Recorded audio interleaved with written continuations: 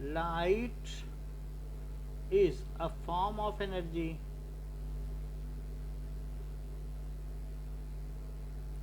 which enables us to see something.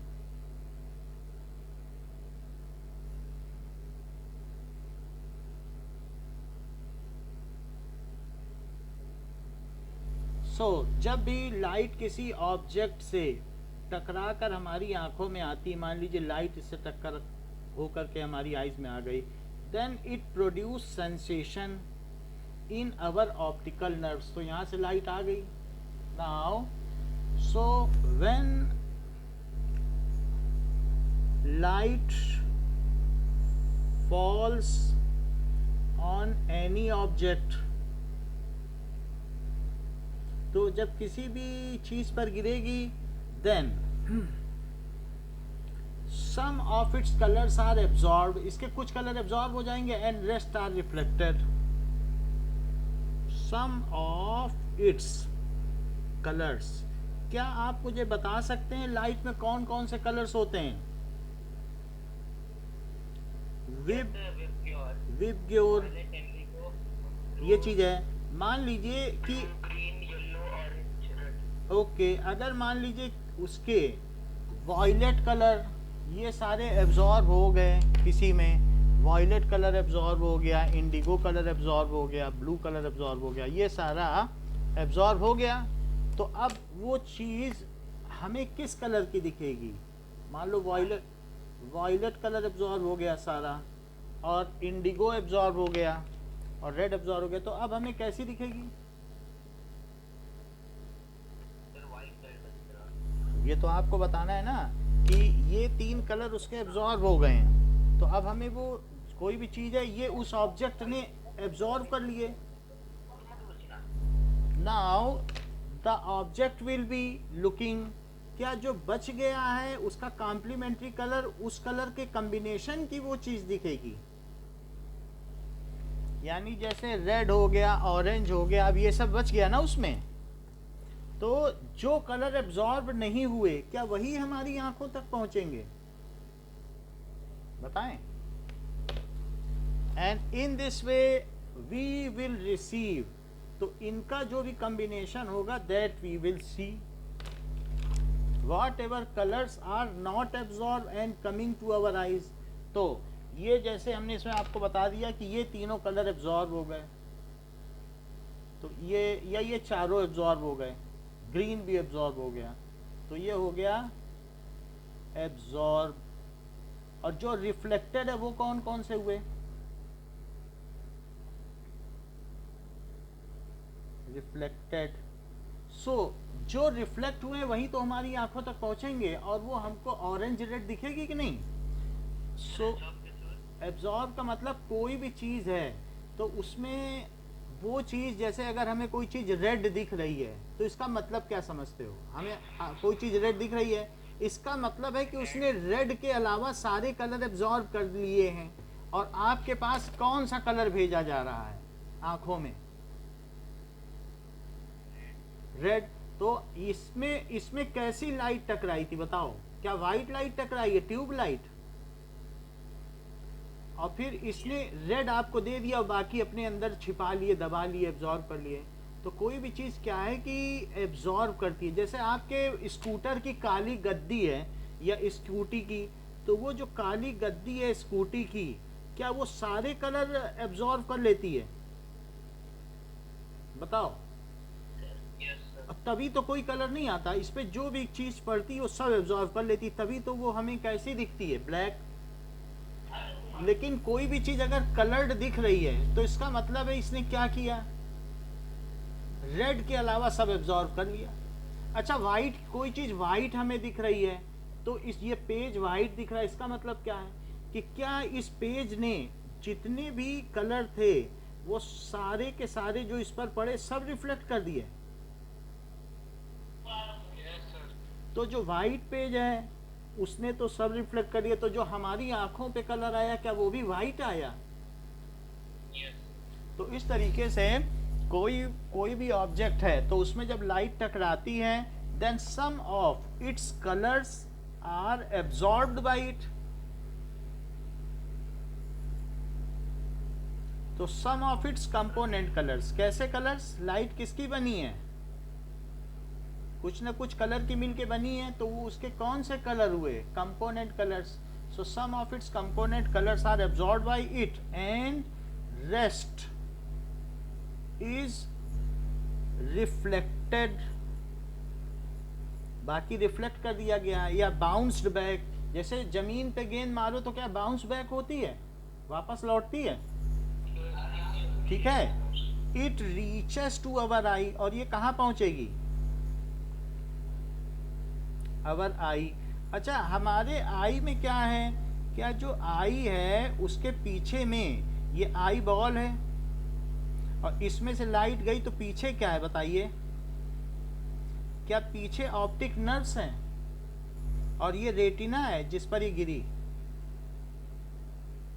पीछे क्या होता है आंख के पीछे, इट इज एक तरीके की स्क्रीन है, और वहां पर ऑप्टिक नर्व्स है. कैसी नर्व्स हैं, ऑप्टिक नर्व्स. जैसे आपके कान में ऑडिटरी नर्व्स हैं, आपके नाक में ऑल्फैक्टरी नर्व्स हैं जो सूंघने का काम करती हैं, ऑडिटरी नर्व सुनने का काम करती हैं. इसी तरीके से ऑप्टिक नर्व्स किसका काम करेंगी, क्या देखने. So they convert the message of light into electricity, वो किस में कन्वर्ट कर देंगे, इलेक्ट्रिकल सिग्नल, और ये यहाँ से कहाँ तक पहुँचा दिया जाएगा. तो ये तो आई वाले चैप्टर में है ना. ओके, कोई बात नहीं.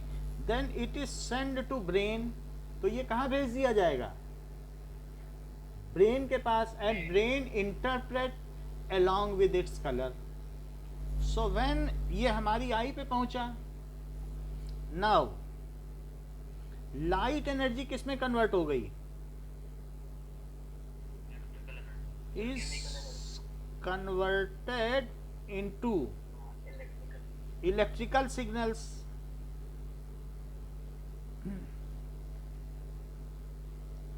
by optic nerves. तो ये जो लाइट एनर्जी है ये ऑप्टिक नर्व में कन्वर्ट हो गई. नाउ फिर क्या हुआ, anatomy of I. According to Kellogg, less than B greater Now- than I less than B greater than.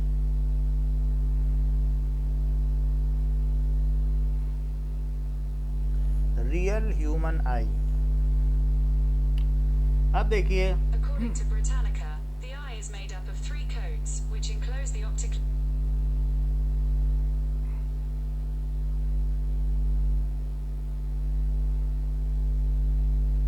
Now इसी में से जो भी आई है, तो दिस इज, इसमें पीछे से नर्व्स होके जाएंगे. दिस इज आई ट्रांसप्लांटेशन होता है एंड इट कंटेन्स नर्व्स. तो इसमें से जो फ्रंट में है एक ओपनिंग है, it is having a opening. ये बीच में क्या है, एक ओपनिंग जिससे लाइट जा रही है और अंदर की ओर जा रही पीछे की ओर. तो पीछे रेटिना है, उस पे ऊपर पहुंचेगी.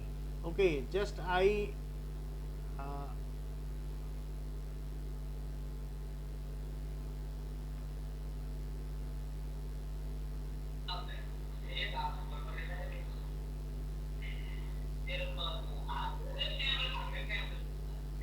now okay. So sir network problem हो गया था अभी आपका. अभी ठीक है, यस सर. ठीक है. तो इसमें क्या है, हाँ असली आई है. So this is real I है. इसमें क्या है कि ये सेंटर में एक ओपनिंग है जिसको प्यूपिल कहते हैं. इसमें से लाइट अंदर गई और पीछे तक गई, तो वहां पर इसकी ऑप्टिक नर्व्स है. ये आई है, ह्यूमन आई. तो ह्यूमन आई है, तो इसमें से लाइट जब पीछे की तरफ जाएगी, देन अभी देखो, जैसे ये आप ह्यूमन आई का पेयर देखो, 2 ह्यूमन आई, ठीक है. तो इसमें पीछे से नर्व्स हैं, सो उसमें जाएगी और नर्व्स इसको क्या करेंगी, देन इट विल बी इस तरीके से. इसमें नर्व्स हैं, आई के पीछे नर्व्स देख रहे हो आप, तो ये कहाँ तक जाएगी nerve. So it is going, yes it is going to brain, और वहाँ पर ये मैसेज पहुंचा देगी इलेक्ट्रिकल सिग्नल में. So in this way it acts. अब जरा देखो कि by optic nerves electrical signal वहां भेज दिया जाएगा and send to brain.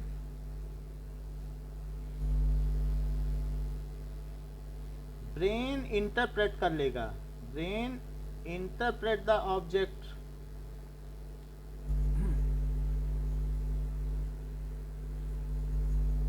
along with its color.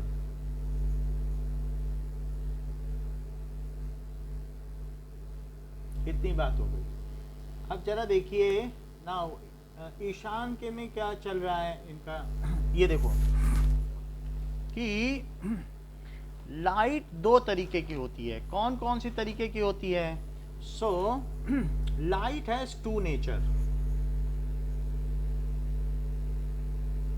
Ishan light के क्या क्या दो नेचर हैं बताओ. सर हाँ हाँ ठीक बता रहे हो. Yes it is very correct. It has two nature. That it is first ray nature. So ray और दूसरा क्या है? वेव. पहला है इसका रे नेचर भी और वेव नेचर है. So light has dual character. Light has dual character. किसी भी चीज से okay now just stop. It is important so do not mutually talk. सृजन बताइए लाइट पैदा कैसे होती है? Yes, it is very correct. So those object which क्या करते हैं? Produces light are called luminous objects. और जो क्या है कि दूसरे से होते हैं illuminate होते हैं that is non-luminous objects. तो जैसे कुछ कोई भी चीज़ है, ये पेन है, ये नॉन ल्यूमिनस है, ये हमें दिखाई पड़ रहा है लेकिन इस पर लाइट पड़ रही तो दिखाई पड़ रहा है ना. तो अगर कोई जो दूसरी चीज़ है वो नॉन ल्यूमिनस है. मून भी नॉन ल्यूमिनस है, उसमें अपनी लाइट तो नहीं है. तो सृजन ये बताइए लाइट पैदा कैसे होती है? सृजन से पूछा है. हाँ वो सब तो ठीक है, उतना तो ठीक बात है. तो व्हेन सम चार्ज पार्टिकल, जब चार्ज पार्टिकल एक्सिलरेट करेगा यानी कि जब चार्ज पार्टिकल क्या करे? ऊपर नीचे ऑसिलेट करे. क्या आपको इस बात की जानकारी है कि किसी भी एटम में चारों तरफ इलेक्ट्रॉन होते हैं और बीच में प्रोटॉन होते हैं? बोलो ये बात मालूम है? Yes sir. अच्छा, अगर बाहर का इलेक्ट्रॉन यहाँ से गिर के अंदर आ जाए, क्या आप बताइए आपके घर में अगर कोई गुलदान अलमारी के ऊपर से नीचे गिरेगा तो क्या वो एनर्जी रिलीज करेगा साउंड के रूप में? Yes sir. तो अगर इलेक्ट्रॉन ऊपर से नीचे आया अंदर the attraction of positive charge तो ये कुछ ना कुछ रिलीज करेगा क्या? Yes sir. तो वो क्या रिलीज करेगा? लो इन्होंने पूरी बात कर दी. It is photon. फोटो का मतलब क्या होता है? क्या लाइट? फोटो का मतलब लाइट है, फोटो से बना फोटोन. तो फोटो का मतलब होता है लाइट, उसी से फोटोन बना. So when electron moves from outer orbit to inner orbit, then they release a packet of energy called photon. When electron moves from outer shell to inner shell, they release a packet of energy. It is called, उसे क्या कहेंगे? Photon. अच्छा हाँ, it releases a packet of energy. यानी अगर मान लो कि ये एनर्जी का पैकेट रिलीज हुआ. अच्छा, एक लोहे को बिल्कुल गर्म करो और फिर उसे ठंडा होने के लिए रख दो, क्या वो लाल दिखेगा? Red hot, red hot. क्यों वो लाल दिख रहा है? बताओ क्यों लाल दिख रहा है? क्योंकि जब आपने उसको लाइट की एनर्जी। करेक्ट, जब आपने उसको गर्म किया, क्या उसको हीट देने से उसके सारे इलेक्ट्रॉन ऊपर के ऑर्बिट में चले गए? जैसे आप किसी चीज को एनर्जी दे दो तो आप वो क्या होगा, अब आप किसी बॉल को एनर्जी दो तो क्या जमीन से ऊपर उछाल सकते हो? और लेकिन ultimately if it is allowed to cool तो क्या वो फिर नीचे आ जाएंगे उसके इलेक्ट्रॉन? सर हम गिराते हैं ना तब सर उसमें फोर्स लगता है, तब सारे इलेक्ट्रॉन एक जगह इकट्ठे फोर्स की भी बात है, हीट की बात है। हीट एक एनर्जी है, हीट देने से अगर किसी भी चीज को एनर्जी दी जाएगी तो एनर्जी देने से इलेक्ट्रॉन कहाँ से कहाँ चले जाएंगे। मान लो इसी को गर्म करने लगे सारे एटम्स को, तो इसके इलेक्ट्रॉन कहाँ चले जाएंगे? क्या ऊपर नहीं चले जाएंगे? Yes, sir. भाई सन क्या है? सन क्या प्लाज्मा स्टेट है? Yes, sir. बताइए। 5 तरीके की स्टेट होती है ना, सॉलिड, लिक्विड, गैस और प्लाज्मा, बोस-आइंस्टीन कंडेंसेट। तो सन क्या प्लाज्मा स्टेट है? क्या उसके सारे इलेक्ट्रॉन निकल चुके हैं? वो इतना गर्म हो गया है, अब सिर्फ उसमें न्यूक्लियस बचा है क्या? और इसी वजह से क्या उसे प्लाज्मा कहते हैं। Plasma is that state. Plasma कैसी स्टेट होती है जिसमें कि सारे इलेक्ट्रॉन किसी के निकल जाएं। जैसे आप देख लो हाँ, सर का सन अनस्टेबल है क्या बहुत ज़्यादा? सन बहुत ज़्यादा हॉट है। तो just wait for minute, I will tell you कि लाइट कैसे पैदा होती है। Now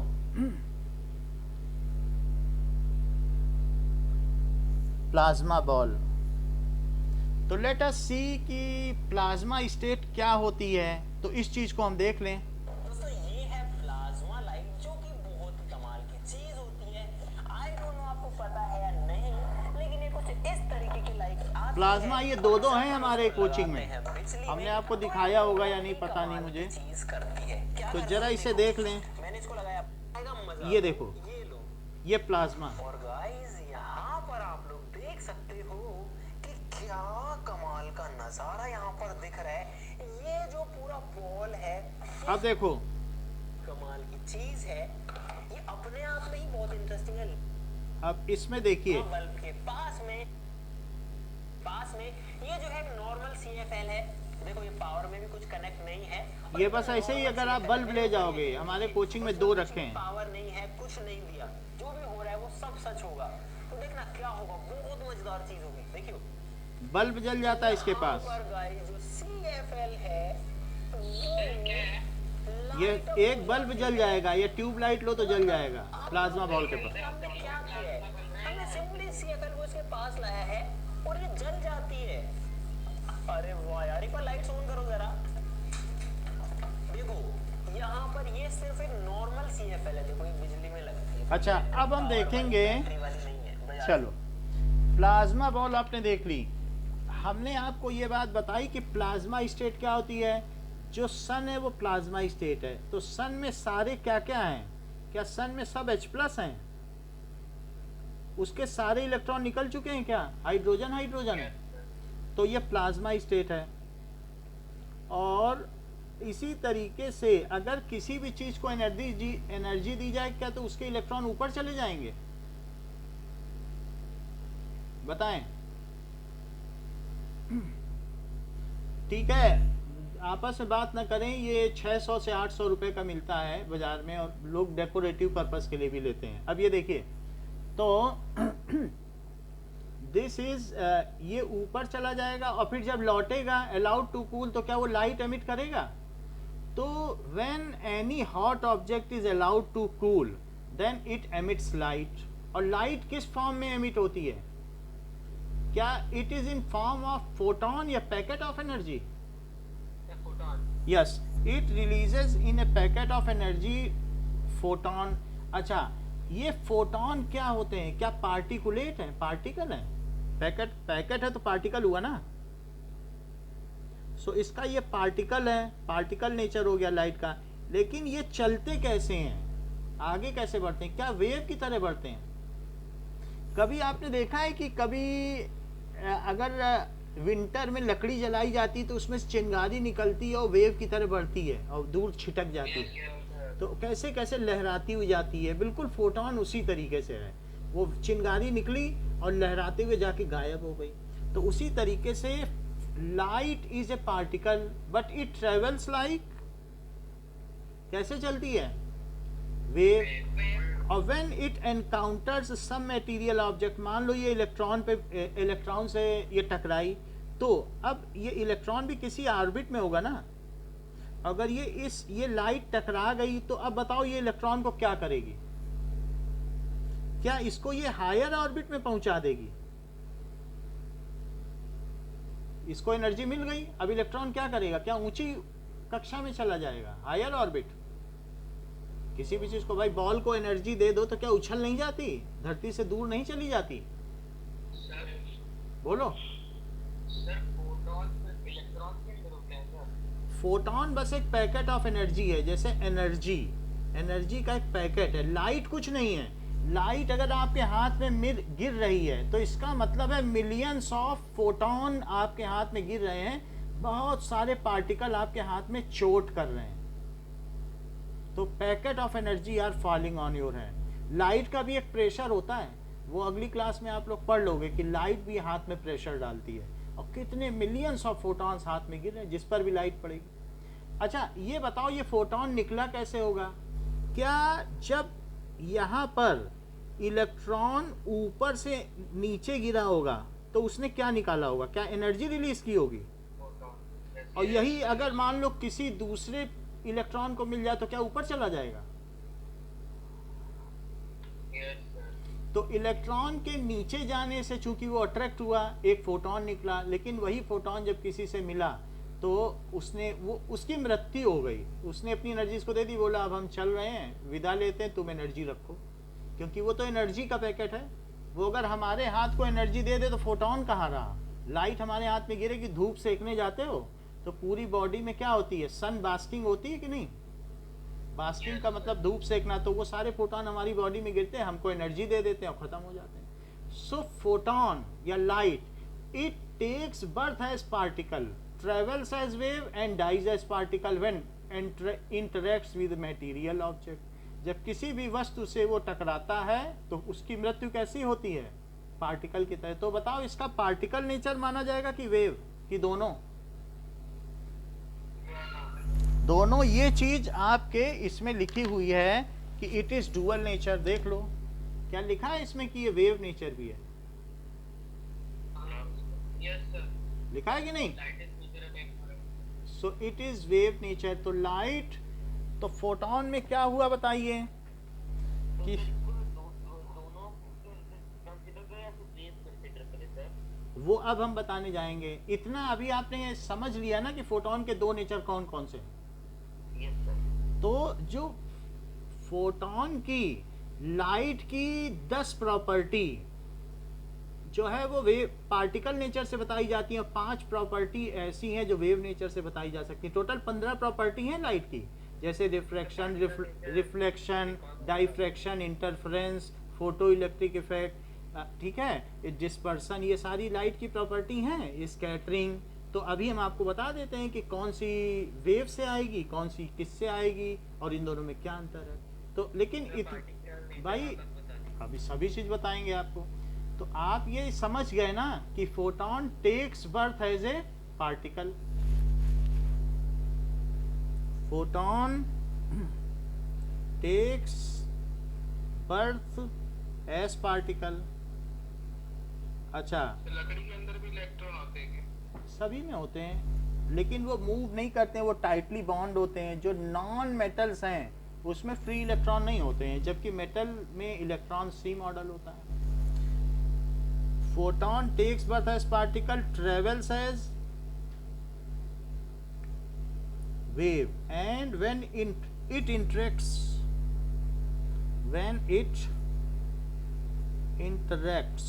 some material object। वो तो एक मैंने उदाहरण दिया था कि लकड़ी को जलाया जाए कि फोटॉन लगभग वैसा होता है, और उससे कोई ये सिंबॉलिक एग्जांपल था। some material object then it dies as particle। ये अपनी एनर्जी एक को दे देगा, एक इलेक्ट्रॉन को एक फोटॉन दे देगा और फिर मर जाएगा। Then it dies. As particle. अब देखो एस पार्टिकल, तो लाइट का डुअल नेचर है, ये चीज एस्टेब्लिश हो गई और इस चीज को एस्टेब्लिश किया अल्बर्ट आइंस्टीन ने। वरना 200 सालों से ये विवाद चल रहा था। कुछ लोग कह रहे थे कि लाइट वेव है और कुछ लोग कह रहे थे कि लाइट पार्टिकल है। तो ये विवाद 200 सालों तक चला। वेव कौन कह रहे थे? हाइजन ने बोला ये वेव है। न्यूटन ने क्या कहा कि ये पार्टिकल है। ऐसे और भी साइंटिस्ट हैं कि जिन्होंने, यंग थे एक साइंटिस्ट, तो मिस्टर यंग ने बोला कि ये वेव है। इसके अलावा इसमें जो ये बात कही आइंस्टीन ने इस्टेब्लिश कर दिया कि ये क्या है, पार्टिकल है।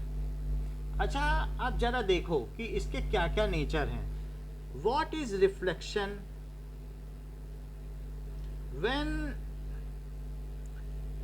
लाइट फॉल्स ऑन सम, हैं? देखो अब हम एक एक देखेंगे कि रिफ्लेक्शन को किससे समझा जा सकता है। रिफ्लेक्शन को वेव नेचर से समझा जा सकता है या पार्टिकल नेचर से। तो दो नेचर है ना, डुअल नेचर, एक वेव नेचर है और एक क्या है, पार्टिकल। तो हम रिफ्लेक्शन देखें कि वो किसको सपोर्ट करता है। When light falls on some shiny object, then it bounces back following law of reflection। ये देखो जैसे मान लो आपने किसी भी जमीन पे एक गेंद मारी, तो अब ये गेंद कहाँ जाएगी, बॉल, क्या ये इधर जाएगी? जमीन पे ऐसे मारो, तिरछी मारो, तो इधर ही तो जाएगी कि वापस आपके हाथ ही में आ जाएगी? हाथ में तो नहीं आएगी। तो जमीन पर फेंक के मारते हो, जैसे आपका दोस्त आपसे दूर खड़ा है, या फिर आप ये जानते हो जो बॉलर बॉल फेंकता है तो जिस एंगल पे जमीन पर टकराती है उसी एंगल पर बैट्समैन के पास जाती है। अगर ऐसा ना होता तो बैट्समैन को कभी आइडिया ही ना मिल पाता कि बॉल कहाँ आएगी, कि अपने हिसाब से आती है बिना लॉ ऑफ रिफ्लेक्शन के। भाई जिस उसने बॉल फेंकी, अब बॉल फेंकी तो यहाँ से टकरा के ऐसे ही तो गई बैट्समैन के पास, तो क्या उसने लॉ ऑफ रिफ्लेक्शन का फॉलो किया? जितने एंगल पे टकराई उतने ही एंगल पर वो गई कि नहीं? बॉलर ने फेंकी, बैट्समैन के पास गई। तो उसी तरीके से ये बात न्यूटन ने बताई। न्यूटन ने कहा कि जब लाइट जिस एंगल पर गिरती है किसी शाइनी ऑब्जेक्ट, तो ये रिफ्लेक्टिंग सरफेस है। इधर वाली सरफेस कौन सी हुई, रिफ्लेक्टिंग सरफेस, और नीचे वाली कौन सी हुई, क्या ये पेंटेड है, सिल्वर पेंटेड है या कोटेड सरफेस? कोटिंग है किसी सिल्वर की, तो कोटेड है, कोटेड सरफेस या नॉन रिफ्लेक्टिंग सरफेस। तो इसलिए ये कहा जा सकता है कि bouncing back of light, when light falls on shiny object then it bounces back in the same medium. जिस मीडियम से आई थी, मान लो हवा से आई थी, तो क्या लाइट हवा में ही चली जाएगी? बोलो, क्या इन सेम मीडियम चली जाएगी कि ग्लास के अंदर चली जाएगी? In same medium. So bouncing back of light in same medium when it ये hits a shiny object is called reflection. So bouncing back of light in same medium when it hits, हाँ shiny when, अब क्योंकि reflection भी है ना, reflection पढ़ना है।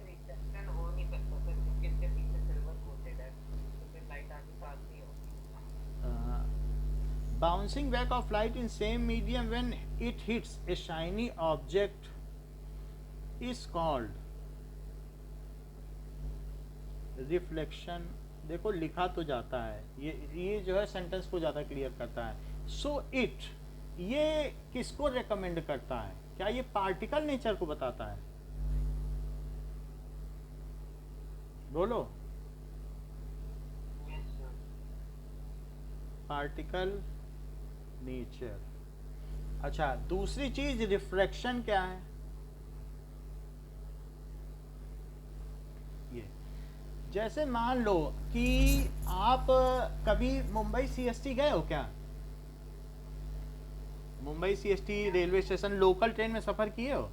और वहां पर जब आप गाड़ी से उतरे हो तो आप आंख बंद कर लो, किसी से पता ना पूछो गेट कहाँ है, और आंख बंद कर लो, जहां भीड़ ले जाए धक्का दे दे के वहां आप गेट तक पहुंच जाओगे। आपको कुछ भी नहीं करना है, वो इधर उधर वो करेगी और आप देखोगे, आंख खोलोगे तो गेट पे हो।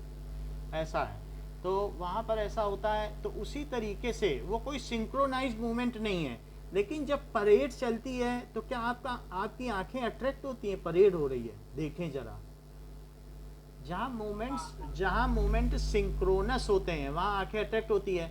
तो इस तरीके से जब मान लो किसी ट्रांसपेरेंट ऑब्जेक्ट पे लाइट गिर रही है तो वो वेव की तरह गिर रही है। तो ये बहुत अच्छा आपने बताया कि जो लाइट की बीम है वो वेव है। सर जो हम कभी कभी देखते हैं ना सर, तो कैसे रे का मतलब क्या है? जो वो सीधी दिखती है। जो सीधी आ रही, अब जरा देखिए कि because it is having so less wavy nature that we can not catch it. अगर मान लो मैं ऐसा वेव बनाऊं कि जिसकी वेव लेंथ बहुत पास पास हो, वेव लेंथ का मतलब समझते हो ना, एक वेव की लेंथ दो ट्रफ या दो क्रस्ट के बीच का, तो ऐसे में our eyes could not notice it. अगर वेव लेंथ बहुत पास पास हो जाए तो ऐसे केस में क्या होगा? मान लो आप अगर रस्सी को बहुत तेजी से झटको तो क्या उसकी वेवलेंथ पास पास हो जाएंगी?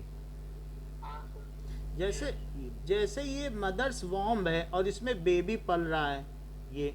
और अब जरा देखो, अल्ट्रा साउंड जानते हो? 20,000 हर्ट्ज से ऊपर का साउंड, हाँ सर। अगर 20,000 से ज्यादा ऑसिलेशन कराए जाएं तो क्या उसके वेव्स बहुत पास पास हो जाएंगे? 20,000 बार रस्सी को ऐसे ऐसे करो और एक धीरे धीरे करो तो क्या वेव बड़े बड़े बनेंगे? बोलो। Yes sir. तो ये जो बेबी है इसके ऊपर जो लाइट, ये साउंड पड़ रहा है, अल्ट्रासाउंड, क्या वो नियरली लीनियर हो गया? इसकी वेव्स इतनी पास हो गई कि स्प्रिंग को दबा दो बिल्कुल, तो क्या स्प्रिंग दब जाएगी? तो क्या एक ऐसा लगेगी जैसे रॉड हो गई क्या? Yes sir. तो अब ये अल्ट्रासाउंड से इसके ऊपर ये जो वेव पड़ी, फिर ये बिल्कुल रिफ्लेक्ट करी, और रिफ्लेक्ट करने के बाद इसको मॉनिटर पर ले लो, तो क्या बच्चे का जेंडर, बच्चे का सूरत, शकल, नाक, नक्श सब पता चल जाएगा। तो ये मॉनिटर पर ले लिया गया तो इससे बच्चा हमें दिखाई दे दिया। और अगर इसकी जगह में ऐसी वेव डालता तो पता नहीं कहाँ जाती, क्या भरोसा होता, तो क्या वो बता पाता कि कैसा बच्चा है? बताइए। तो अल्ट्रासाउंड यानी कि 20,000 से ऊपर से ये चीज पता चलती है, तो ultra sound is used for it. तो ज्यादा इसी तरीके से जो लाइट है उसकी वेव्स बहुत कंपैक्ट हैं and they can not be visualized by eye. अगर मैं आई से इनको देखूं तो आई से देखने पर इनकी वेव का नेचर पकड़ में नहीं आता है, वो इतनी कंपैक्ट है। आपको मालूम है इसकी वेवलेंथ कितनी है? 10⁻⁹ मीटर, इतने पास पास हैं। ये जो मैं छोटी सी वेव बना रहा हूं ना, इतनी छोटी लेंथ, वो कितनी है बताओ? अगर मैं मिलीमीटर में बताऊं तो कितनी हुई बताओ? क्या -6 मिलीमीटर? मिलीमीटर समझते हो किसी इसमें स्केल में? 1 सेंटीमीटर का 10वां हिस्सा। और अगर मैं 0.00000 इतने मिलीमीटर, 10 लाखवां हिस्सा 1 मिलीमीटर, बोलो नोटिस कर पाएगी हमारी आंखें कभी इसका वेव नेचर? No sir. कर ही नहीं पाएगी। तो इस तरीके से जो लाइट है उसका वेव नेचर हमें इसके जो डिफरेंट लाइट के प्रॉपर्टीज है उसमें देखने को मिलता है। तो अब हम किस में आ गए? रिफ्रैक्शन। तो पहले ये बताओ, हाँ बोलिए, एनी डाउट, बीच में बात मत करें क्योंकि ये चैप्टर इम्पॉर्टेंट है. So we have to master it without interaction with each other. हमसे आप पूछ लें, हम आपको बता देंगे कहीं भी दिक्कत है, क्योंकि जिससे आप पूछ रहे हैं वो हो सकता है उतना ना जानता हो. रिफ्रैक्शन क्या होता है अनीशा?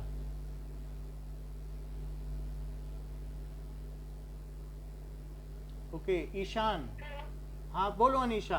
हाँ, हाँ. Bouncing back of light in some medium when it hits a shining object is called reflection. ये तो रिफ्लेक्शन बताया, मैं रिफ्रैक्शन पूछ रहा हूँ. Sir, may I read it? नहीं, एक बार बताने दो. अनीशा कमी बताती है. आज आवाज आ रही इसकी, तो इसका नेटवर्क ही नहीं रहता है. बोलो. Sir, मेरा भी थोड़ा कभी-कभी अटक जाता है. आपका है तो any idea what is refraction? When light. Sir, may I? हाँ बोलो सृजन. Sir, may I? सृजन बताओ. Sir, the bouncing back of, sir, the bending of light from one medium to the another. हाँ, when light hits a transparent medium,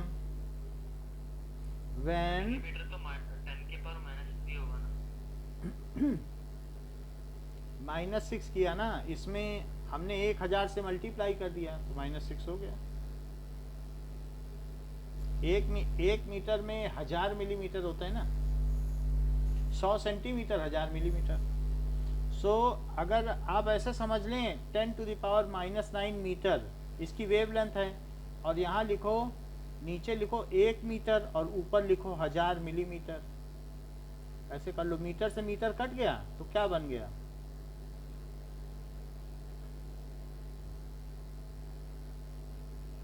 बोलिए, समझ में आ गई? Unit factor method. अच्छा देखो, रिफ्रैक्शन क्या है? When light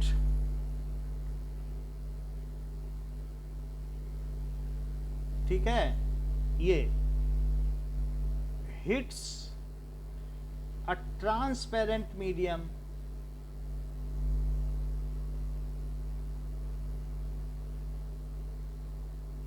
then it bends at interface.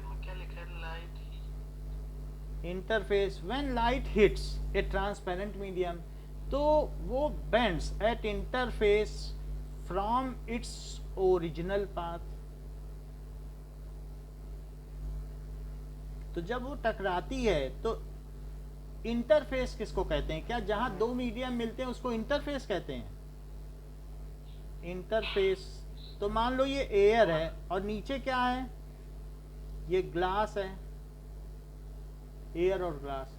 तो लाइट अगर मान लीजिए यहाँ पर टकराई, और टकराने के बाद ये अंदर बेंड कर गई, अपने रास्ते नहीं गई, सो ये बेंड हो गई, ये हो गई. ग्लास में जाने पे ये क्या होगा कि जो परपेंडिकुलर की तरफ बेंड कर जाती है. So when light hits some transparent medium, then either it bends towards normal और it bends away from normal. This is called refraction. तो ये लाइट जब इस पे टकराई है तो क्या ये लाइट का ड्यूरिंग ट्रांसमिशन, आगे बढ़ने पर रिफ्रैक्शन हो गया है? So this is refraction of light. ये क्या कहलाएगा? Refraction of light. Now from its original path, then it bends at interface from its original path. इसको नेक्स्ट क्लास में हम इसके वीडियो भी दिखाएंगे और प्रैक्टिकल भी, इसका सारा डिटेल है. वैसे तो जो प्रीवियस वीडियोज है उनमें दिखाया है, और अगली क्लास में हम दिखा देंगे पूरा आपको करके. सो अब देखो, so refraction of light, that bending of light, bending of light when, ये जब क्या हो, it hits a transparent medium,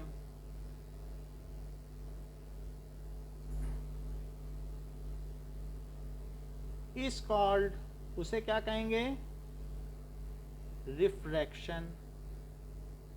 उसे रिफ्रैक्शन कहेंगे। कहाँ तक है ये डेफिनेशन? या तो ये लिख लेना या ये लिख लेना। ये जो नीचे वाली है ये सृजन ने बताई है, तो मैंने वो लिखा दी क्योंकि सिंगल है तो समझ में आ जाएगी आप लोगों को, तो ये ज़्यादा इजी है। तो दो तरीके से लिखा दिए, जो आपको इजी लगे वो लिख लेना। अब देखो reflection of light. According to Byju's, when a ray of light approaches a smooth Now, polished surface.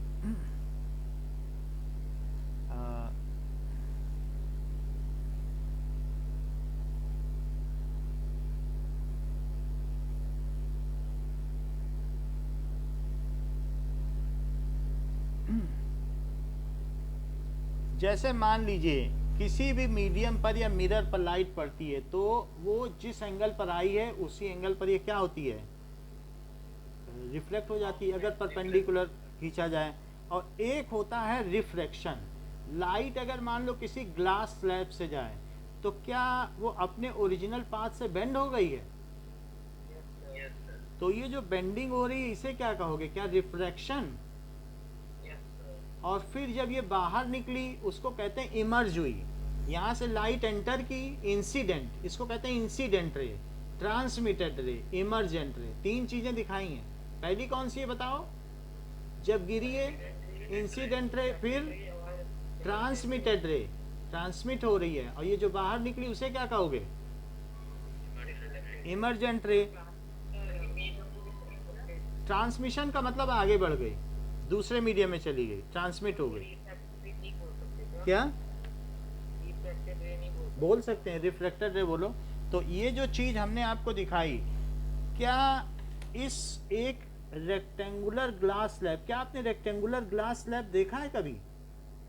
नहीं सर, नहीं देखा है तो आप रेक्टेंगुलर ग्लास स्लैब देख लो, और बाकी तो हम दिखाई देंगे। अभी आपको फोटो में दिखा दें रेक्टेंगुलर ग्लास स्लैब। तो दैट इज, एक समझो ऐसा होगा रेक्टेंगुलर ग्लास स्लैब कि इस तरीके से होगा ग्लास स्लैब। कांच का पीस है, बस ये समझ लो, बहुत मोटा कांच का पीस, और कुछ नहीं है। यस सर, देखा है सर।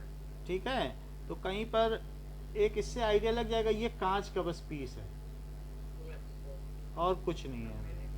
रेक्टेंगुलर मेरे टेबल में लगा हुआ है 1.5 सेंटीमीटर। नहीं, उतना नहीं, बहुत छोटा सा चाहिए, और खूब मोटा हो, 1 सेंटीमीटर मोटा, उसको कहेंगे रेक्टेंगुलर। 1.5 सेंटीमीटर जितना मोटा है सर। तब तो ठीक है, तो उसको रेक्टेंगुलर ग्लास स्लैब कहेंगे। अब जरा देखो कि जब लाइट इसमें पड़ेगी तो क्या होगा, ये अंदर बेंड हो जाएगी क्या, टूवर्ड्स नॉर्मल। देख लीजिए, ये लाइट ऐसे गई क्या, सीधी चली गई कि नहीं गई, सीधी मुड़ गई है?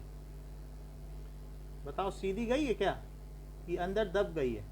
नहीं सर, अच्छा, अब जब ये यहां से फिर से निकलेगी तो क्या अब खुल जाएगी? ये चीज है। तो इस तरीके से ये कौन सी रे है, क्या इंसिडेंट रे है? यस सर, और ये कौन सी रे है, कौन सी? रिफ्रैक्टेड रे है। Yes sir, yes sir. और ये कौन सी रे है, सर, इमर्जेंट रे। Emergent ray. तो जो इंसिडेंट रे है, अगर मैं उसको भी आगे बढ़ाऊं तो ये दोनों आपस में पैरेलल पाई जाती हैं। तो ये दोनों they are having parallel, however it is displaced. तो इस तरह इमर्जेंट रे भी पैरेलल होती है ना? इंसिडेंट रे और incident ray if extended then it is found parallel to emergent ray, however it is laterally displaced। तो ये बात आपने देख ली कि यहाँ पर आपको रिफ्रैक्शन दिखाया गया है। नाउ अब इसके तो इसमें एंगल ऑफ इमर्जेंस इक्वल होगा ना इंसिडेंट रे के, अगर सेम मीडियम। वो हम बता देंगे आपको कि क्या क्या होगा। जरा ये देखो, ये क्या है, ये कौन सा है, ये रिफ्लेक्शन है कि refraction? Sir, refraction. That is refraction. जब लाइट किसी मीडियम में जाएगी तो क्या बेंड होती दिखाई पड़ रही है? Yes sir. यही चीज़ हम प्रैक्टिकली करके कल दिखा देंगे, कल परसों मंडे को। हाँ बोलो। सर अगर हमें ट्राई करना है तो हम किस लाइट से करेंगे? आपको देखो 20 रुपए का ये लांबा क्या रेक्टेंगुलर ग्लास स्लैब मिलता है, और एक लेज़र लाइट ले आओ 10 रुपए की, उसी से ही हम कर। हैं बोलो। सर टॉर्च से भी हो जाता है नॉर्मल? टॉर्च बहुत फाइन बीम होनी चाहिए, नहीं तो नहीं होगा, लेज़र बीम से होता है। फ्रेम जाती है नहीं दिखती। हाँ दिखती नहीं है। तो यहाँ पर आपको जो दिखाया गया है इट इज़, यहाँ पर आप देख लो कि क्या अगर ऐसी लेज़र बीम डालोगे तो क्या ये जो सीधी जा रही है, सीधी लाइट मान लीजिए एक सीधी दिखाई गई है बट वैसे कभी जाएगी नहीं, तो ये बस आपको दिखाने के लिए, अपीयरेंस के लिए ऐसी होगी। लेज़र लाइट डालोगे तो ये इस तरीके से होगी। समझ में आई बात आपको? और वो दोनों पैरेलल होंगे। तो सर इसके अंदर ये होता है कैसे? ये होता कैसे वही तो बताने जा रहा हूँ, लेकिन ये बेंडिंग होगी। अब मैं वो अभी आपको बता देता हूँ कि how it happens. So here you have seen that the reflection, और अभी रिफ्लेक्शन तो पूरा पढ़ेंगे ना तब जानेंगे। अभी तो आपने सिर्फ ये देखा कि एक मीडियम से दूसरे मीडियम में जाए तो क्या होगा, बेंड हो जाएगा। अब जरा देखो, क्या हमने आपको बताया कि जो लाइट की रे है ये एक फोटोन की चाल है क्या? फोटोन ऐसे चलता है, और दूसरा फोटोन भी चलेगा तो क्या वो भी उसी तरीके से चलेगा? तो अगर ए ग्रुप ऑफ रेज, जो ग्रुप ऑफ रेज है and moving together in A same direction, उसको क्या कहेंगे? बीम। बताओ। और ये देखो ग्लास स्लैब पे पड़ी। अच्छा मान लो कि ये सब एक जैसी चल रही है, तो क्या आपका ध्यान अट्रैक्ट होगा कि देखो रे जा रही है? आपके अगर ऊपर 3 सेट से एक छोटी सी रे आ रही तो आपका ध्यान अट्रैक्ट होता है उसकी ओर कि सब कोहेरेंट होकर के। So a group of rays moving in same direction is called beam. ये अब बीम कही जाएगी। A bunch of rays moving together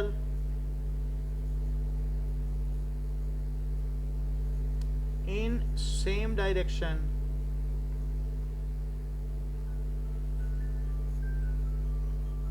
इसको बीम कहेंगे।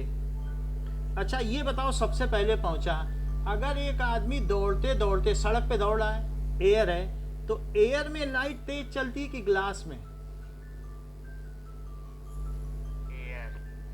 क्योंकि एयर में इसकी स्पीड 3 × 10⁸ मीटर पर सेकंड है। सन से यहाँ तक 500 सेकंड में पहुंच जाती है, 8 मिनट 20 सेकंड में। लेकिन ग्लास में इसकी स्पीड 2 × 10⁸ मीटर पर सेकंड है। तो किस में धीमी है? ग्लास में धीमी है। तो ये मतलब लाइट के लिए ये डेंसर मीडियम है, इसको कहेंगे ऑप्टिकली डेंसर मीडियम। जिसमें लाइट धीमी चले तो उसको डेंसर मीडियम नहीं कहेंगे। यस सर, क्योंकि इसकी डेंसिटी भी ज्यादा होती है। हाँ, मीडियम लाइट के लिए ये डेंसर है, इसलिए ऑप्टिकली डेंसर। लाइट जिसमें धीमी चले वो ऑप्टिकली डेंसर, और लाइट जिसमें तेज चले उसे क्या कहेंगे? Rarer medium. Optically rarer medium. अच्छा ये बताओ कि अगर मान लो आप रेत में उतर आए, अब यहाँ धीमे धीमे चलोगे तो क्या आपकी चाल धीमी पड़ जाएगी? Yes sir. तो अच्छा ये रे तो यहाँ पर ऐसे आती रहेगी, ये ऐसे ही चलेगी, ये तीनों एक साथ यहाँ थी, लेकिन अब यहाँ पर ये जिस समय ये यहाँ थी, परेड जा रही है, अब परेड को मुड़ना है, तो मुड़ने के लिए क्या होगा बताओ? मुड़ने का मतलब है कि जैसे ये लाइट आई और ये लाइट आई और ये लाइट आई, अब इनको मुड़ना है, तो मुड़ने का मतलब क्या समझते हो? ये मुड़ गई और ये यहाँ से मुड़ गई और ये यहाँ से मुड़ गई। तो तुम्हें मालूम है कि बाहर वाले आदमी को बहुत तेज चलना पड़ेगा, फिर बाद में फिर सब एक साथ हो जाएंगे, फिर सब एक साथ दिखने लगे। ये आदमी क्या ज्यादा चाल नहीं चला? और ये जब परेड चलती है तो जो अंदर वाला आदमी होता है वो सिर्फ कदम ताल करता रहता है, बाहर वाला बड़े तेज कदम बढ़ाता है। मालूम है ये बात? जैसे कोई चीज मुड़नी है तो मुड़ने के लिए क्या होगा बताओ? कहीं पर भी देखो, कोई भी चीज मुड़नी है, ये मुड़ गई रे, तो रे मुड़ने पर क्या होगा? उसको ज्यादा चलना पड़ेगा, उससे बोला जाएगा तेज से चलो। तो बताओ तेज नहीं चल रहा है? यस सर, तेज चलेगा सर, उसको मुड़ना ज़्यादा पड़ेगा। तेज चलेगा तभी मुड़ पाएगा। तो यहाँ पर ये लाइट धीमी चली, क्योंकि किस में चली गई बताओ? क्या ऑप्टिकली डेंसर में? तो ये धीरे धीरे चलती रही, क्योंकि अब इसकी वेवलेंथ कम हो गई। ये चलना चाहती थी लेकिन बढ़ ही नहीं पा रही, वेव पूरी बन रही है लेकिन आगे बढ़ ही नहीं पा रही। अब इसकी भी चाल है और ये यहाँ पर आ गई। तो अगर फिर सब बढ़ने लगी, लेकिन आप जरा ये फिर आगे बढ़ने लगी, लेकिन इनकी वेवलेंथ अब कम हो गई। तो अगर फिर से हमें कहने लगी देखो वेव अब इसमें प्रवेश कर गई, अभी मैंने आपको दिखाया, तो आप कहेंगे हाँ हाँ देखो वेव अंदर आ गई, परेड दिखती रहेगी आपको। लेकिन जरा ये देखो, ये लेंथ और ये लेंथ की तुलना तो करो। उसी समय में ये लाइट अंदर चली और उसी समय में ये वाली जो थी वो पूरा उसे बाहर चलने का मौका मिल गया। तो जो सड़क पे दौड़ा वो तेज दौड़ेगा कि जो रेत में दौड़ा वो तेज दौड़ेगा? सड़क। और लेकिन चूंकि इन सबका एक साथ क्रस्ट होना ही चाहिए, क्योंकि सभी एक फेज में है, तो हमें परेड कभी भी जो बीम है वो अपना नेचर नहीं छोड़ती, एक साथ चलती जाएगी। तो इस वजह से लाइट जब डेंसर मीडियम में जाती है तो जो किरण सबसे पहले पहुंचती है डेंसर मीडियम में वो थोड़ा चल पाती है, और जो दूर रहती है वो ज़्यादा चल लेती, क्योंकि उसको रेयरर में ज़्यादा चलने का मौका मिल जाता है। और यही कारण है कि when ray moves from rarer to denser, तो वो क्या होगी? मुड़ जाएगी। अच्छा अब देखो फिर इसका आ गया ये, अब ये फिर किस में आने वाली है बताओ? एयर में। तो एयर में ये सबसे पहले आ गई, तो ये तो खुल के अब चलेगी, कहेगी अब हम तेज चलेंगे। ये थोड़ी देर में पहुंचेगी, क्योंकि अभी इनकी स्थिति ये है। तो ये तो खूब जल्दी जल्दी बढ़ जाएगी, लेकिन ये तब तक यहीं चल पाएगी और फिर सब आगे बढ़ जाएंगे। लेकिन जरा यहाँ देखिए कि अगेन वी सी कि इनकी बेंडिंग देखने को मिली और ये आगे बढ़ गए। यानी अब सबसे ज्यादा कौन चलेगा, ये वाला कि ये वाला जो अंदर चल रहा है? सर लेफ्ट साइड वाला। लेफ्ट वाला। तो इसलिए जब डेंसर से रेयरर में जाएंगे तो ये बाहर मुड़ जाते हैं। When light moves from rarer to denser, तो अंदर मुड़ जाते हैं। ये कैसे मीडियम से किस में आए बताओ? तो कैसा मुड़ गया? क्या नॉर्मल की ओर मुड़ा? और डेंसर से फिर रेयरर में आए तो कैसा हुआ बताओ? क्या बाहर मुड़ गया? बताइए। सो इस तरीके से वी सी कि जो रिफ्रैक्शन है वो किसको रेकमेंड करता है, वेव नेचर को कि लाइट नेचर को?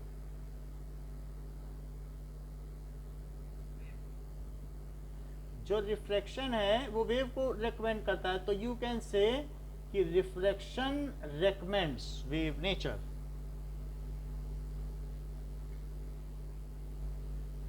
ये हाइजन ने एक्सप्लेन किया था, be explained by wave nature. When light moves from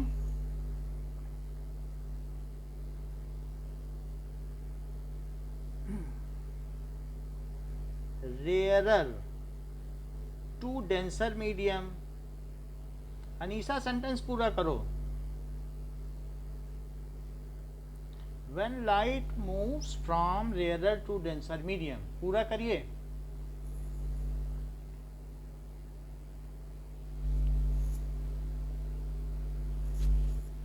चलिए नाउ प्रवीण आप बेटा पूरा करो।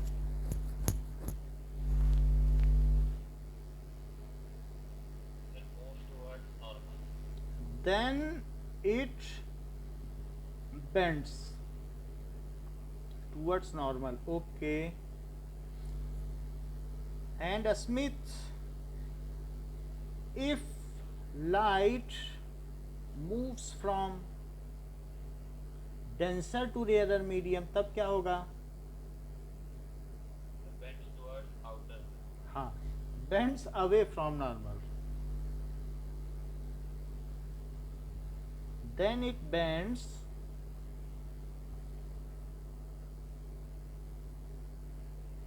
away from normal. अच्छा अब जरा देखो, डाइफ्रैक्शन से आप क्या समझते हो? लाइट का एक और फिनोमिना, क्या अगर लाइट की क्या एक वेवलेंथ है क्या? ये वेवलेंथ है लाइट की, वेव है ना लाइट। अगर इसके सामने में बिल्कुल पतली सी ब्लेड रख दी जाए, शार्प प्लेटिनम जैसी, तो क्या होगा? क्या ऐसे में if it encounters A sharp blade, तो क्या ये अपने रास्ते से मुड़ जाएगी कि कभी भी नहीं मुड़ सकती लाइट?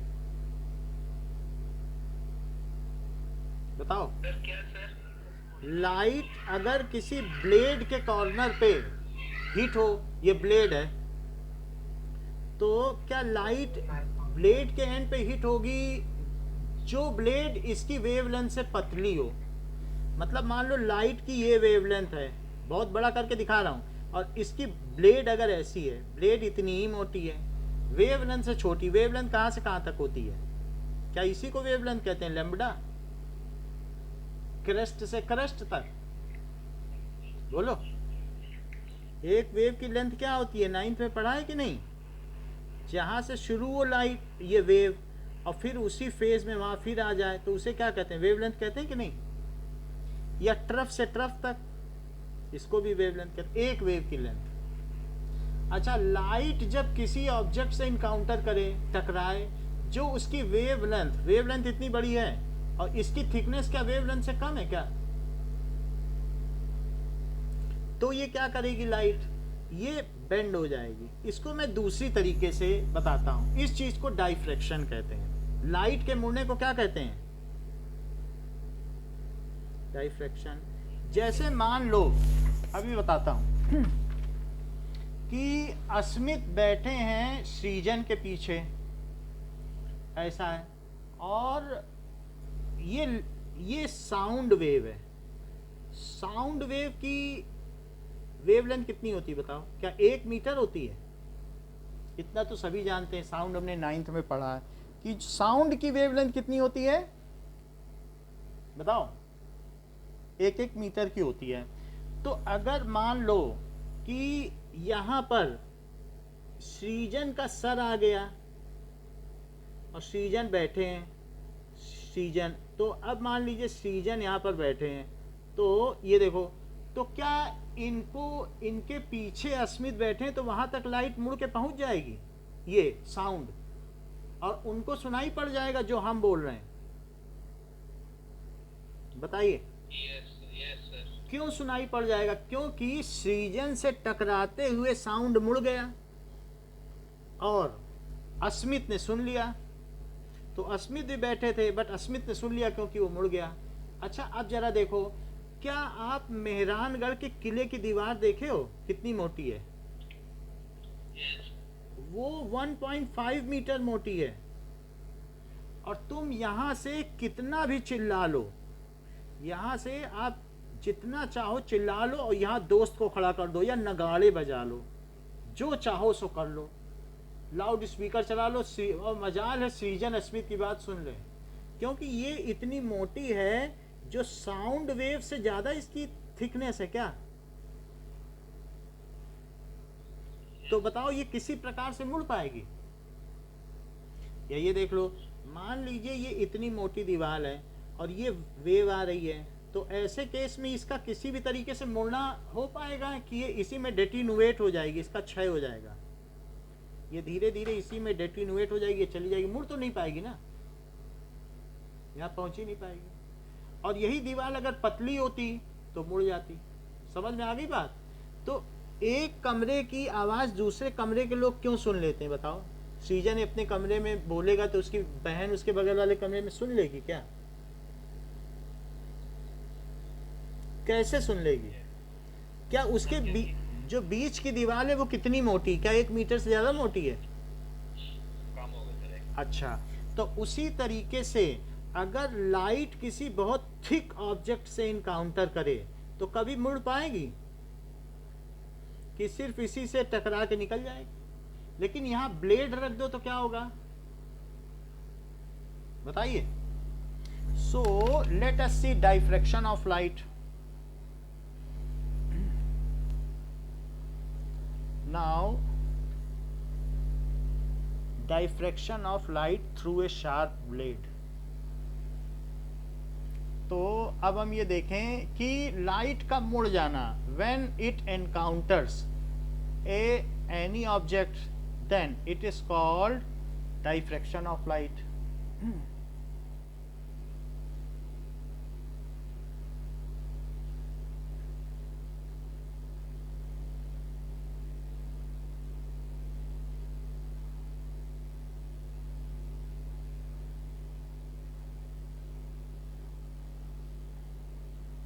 अब ये देखो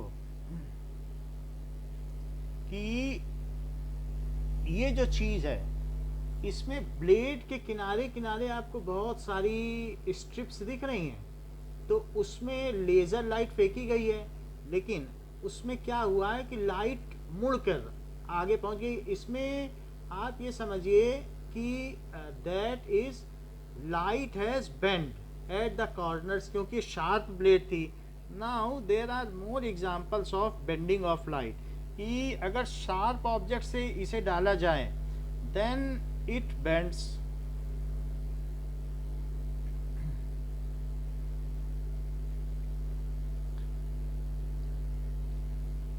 ये चीज दिखाई गई है कि अब ये देखो, ये ब्लेड का बीच का हिस्सा है, तो ब्लेड का बीच का हिस्सा है, यहां पर आप देखें तो इसके अंदर अंदर तक भी दिखाया जा रहा है कि लाइट पहुंच गई। Ultimately it bends.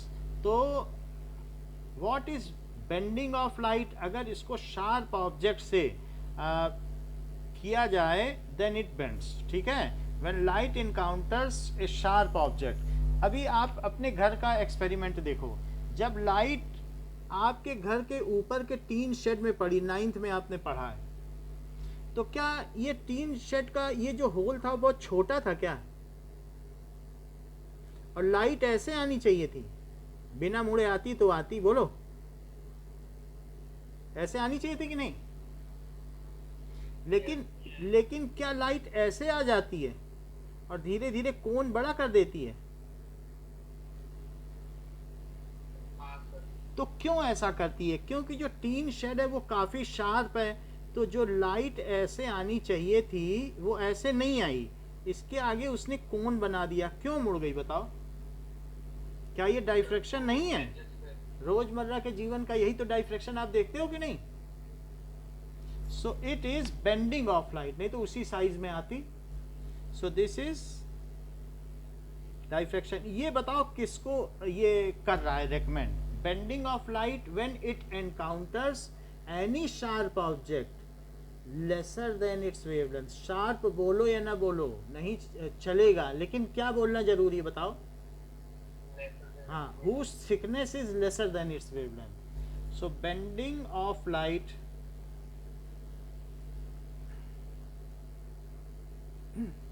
when it encounters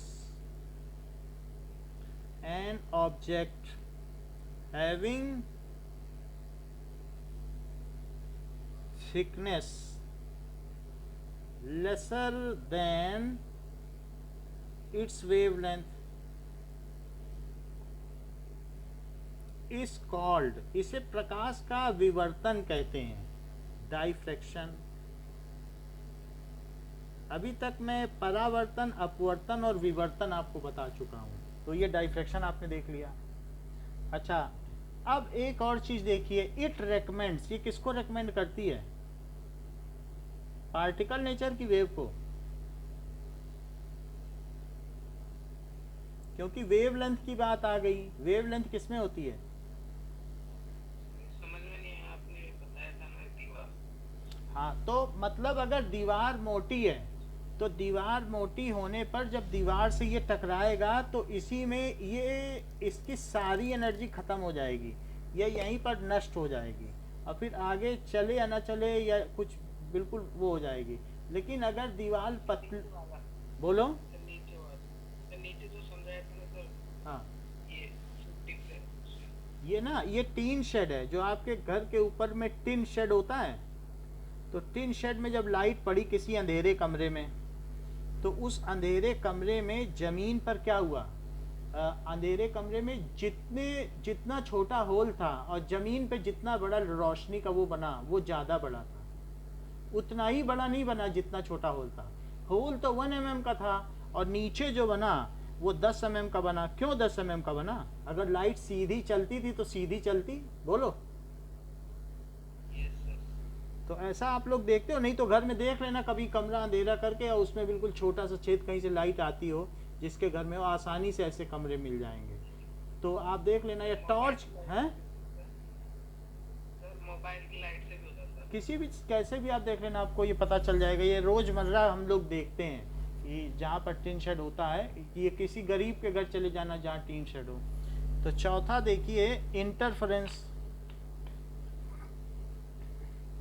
क्या लाइट प्लस लाइट डार्क होता है? लाइट और लाइट को मिला दो तो डार्क हो जाएगा।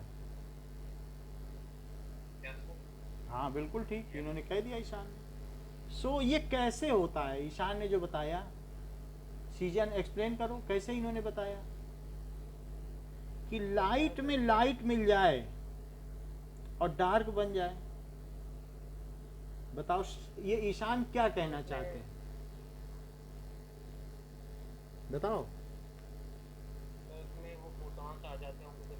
करेक्ट, जैसा ईशान ने बताया वही सीजन ने भी समझा दिया कि होता क्या है कि जब भी सीडी देखी है, पहले चलती थी, अभी तो नहीं चलती है, डीवीडी या सीडी।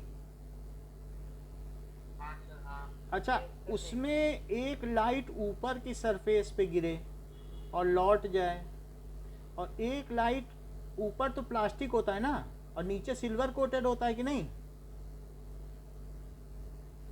दो सरफेस हैं, एक प्लास्टिक से लौट जाए, एक जमीन में सिल्वर से लौटे, तो ये दोनों अगर चलेंगी तो ऐसे ऐसे चलेंगी, बोलो। और ये बिल्कुल एक जगह पहुंचेंगी, लेकिन यही दोनों यहाँ पर अगर पहुंचे तो यहाँ पर जब जाएंगी तो ऐसी भी संभावना है कि ये दोनों अपोजिट फेज में पहुंच जाएं, या यहाँ से यहाँ भी जाएंगी। तो यहाँ जाते समय ये हो सकता है कि इनमें कुछ चेंज आ जाए। वही अगर अलग अलग जगह नजर से देखो तो कभी लाल नीली पीली दिखाई पड़ती है, बोलो। क्यों ऐसा होता है भाई? ऐसा क्यों होता है? क्योंकि कहीं पर जब भी ये दोनों लाइट एक जैसे वेव नेचर से, ये दोनों एक जैसा वेव होगा और वो दोनों एक साथ मिलेंगी, जैसे यहाँ पे मिली, बिल्कुल एक जैसा है बीच में, तो उससे कैसी वेव बनेगी? उसमें उन दोनों की एम्पलीट्यूड जुड़ जाएगी। पढ़ा था कि नहीं कि कितना अपनी मेन पोजीशन से इधर उधर जाती है, उसको एम्पलीट्यूड कहते हैं। 9th में पढ़ा है ना साउंड में। तो अगर ये और ये एक फेज में हो दोनों, तो वो क्या होगा? ऐसे केस में क्या उनकी कोई बात नहीं। जैसे साउंड में अगर दो लोग एक ही आवाज में बोलें, जैसे मान लो कि होता क्या है कि दो इस तरीके से साउंड में दो इंस्ट्रूमेंट एक जैसे बजे तो उनकी आवाज ज्यादा आ जाती है, तो वो that is it is called constructive interference. क्योंकि अगर मान लो पानी उछल के जा रहा है, कि यहाँ पे पानी है, आपने पानी में कंकड़ मारा, वो उछल रहा है, तो पानी उछलता उछलता ऐसे आगे बढ़ता जाएगा कि नहीं? वाटर वेव देखी कि नहीं? पानी में कंकड़ डाला है और दूसरे ने किसी ने यहाँ कंकड़ डाल दिया तो उसका भी पानी उछलेगा, अब वो भी उछलते उछलते आएगा। अब ये दोनों मिलेंगे तो अगर ये भी उछल गया और ये भी उछल गया तो अब ये जहाँ पे मिलेंगे ये ज्यादा उछल जाएगा, क्योंकि ये दोनों एक ही तरफ के फेज के हैं। जब एक जैसे फेज वाले मिल जाए तो पानी क्या हो जाएगा बताओ? ज्यादा उछल जाएगा, क्योंकि दोनों एक जैसे। अगर दो तरफ से लोग रस्सी को यहाँ पर आप रोप में बनाओ और दूसरा वाला दूसरे एंड से करे, और देखोगे कि अगर दोनों बच्चे दोनों तरफ से हिला रहे हो, अचानक दोनों की रिपल्स एक साथ मिलेगी और दोनों का बिल्कुल एक जैसा ही आए, तो वो उछल जाती है बीच में रस्सी, ज्यादा उछल जाएगी, क्योंकि उन दोनों ने एक दूसरे की एनर्जी को सपोर्ट किया। तो एक ही रस्सी है, दो नहीं है, एक ही रस्सी। एक बच्चे ने इधर से ऑसिलेट करना शुरू किया, एक ने इधर ने, तो अगर दोनों का एक जैसा हुआ तो उछल जाएगी। तो इसको क्या कहते हैं? Constructive interference. More light, light plus light is equals to क्या कहेंगे? मोर लाइट। तो डार्क कैसे होगा? ये बहुत अच्छी बात कही आपने। तो अगर कभी भी ऐसा भी हो सकता है कि ये जो दो वेव्स इसकी दो सरफेस से टकरा करके जा रही हैं, एक तो इसमें आई और एक कैसी आई? इसमें आई, और ये अब लौटने लगी और ये भी लौटने लगी। ये कहीं ना कहीं तो साथ में पहुंची, तो वहां ज्यादा इंटेंसिटी नहीं हो गई इस स्क्रीन पर। लेकिन ये कहीं ना कहीं ऐसे भी होगा कि जहां पर ये दोनों लाइट निकलेंगी और फिर इनमें भी ऐसे ऐसे होकर अपोजिट भी पहुंच सकती हैं, तो वहां पर ब्लैक होगा। अभी मैं दिखा रहा हूं आपको कि किस तरह से ब्लैक होता है। जैसे इसका वो भी दिखा देंगे फोटो। तो ये देखो कि ये अपोजिट अपोजिट मिल जाए। अपोजिट अपोजिट का मतलब ऊपर वाला प्लस और माइनस। तो एक में वेव ऊपर जाना चाहती थी और एक में नीचे, तो वो जुड़ जाएंगी। तो क्या कुछ हाथ लगेगा आपके? नहीं सर, कुछ दिखे तो नहीं। कुछ भी नहीं हाथ लगेगा, तो ये बिल्कुल मिट जाएगी। तो इसको कहते हैं डार्क, लो इंटेंसिटी। तो ये लो इंटेंसिटी हो गई। जैसे कि जब हमें अंधेरा दिखता तो ऐसे ही होता है। अभी दिखा रहे हैं आपको कि ये क्या चीज है। Dark and bright fringes. तो According to Bygis, ये the देख लो dark and the bright fringes of कि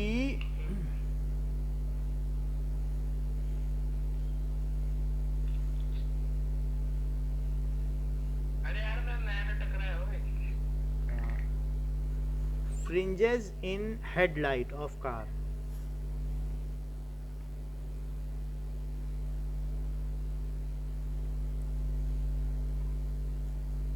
Now, interference in headlight.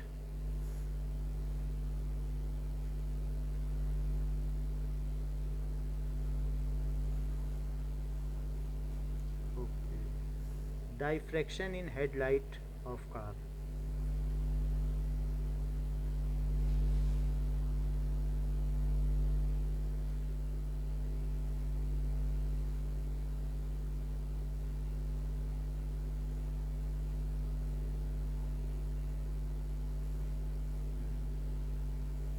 Dark and bright fringes. According to Bygis, the dark and the bright fringes of अब देखिए कि कभी भी जैसे दूर से लाइट आती हो, तो लाइट जब दूर से किसी ट्रक की या कार की आएगी तो आपको अल्टरनेट दिखेगी। कहीं कहीं पर वो कंस्ट्रक्टिव करेंगी। फिर उसके बाद क्या होगा, जैसे दूर से हेडलाइट भी आती है, तो हेडलाइट में भी आपने देखा होगा कि दूर से आएगी तो ऐसे दिखेगी।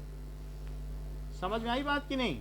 तो कहीं कहीं उनका कहीं कहीं कंस्ट्रक्टिव इंटरफेरेंस होगा, फिर डिस्ट्रक्टिव होगा, फिर कंस्ट्रक्टिव होगा। तो इस तरीके से आप देखोगे कि कार से भी जो आने वाली रोशनी है, तो ये जैसे किसी कार से आ रही है, तो कार से आएगी।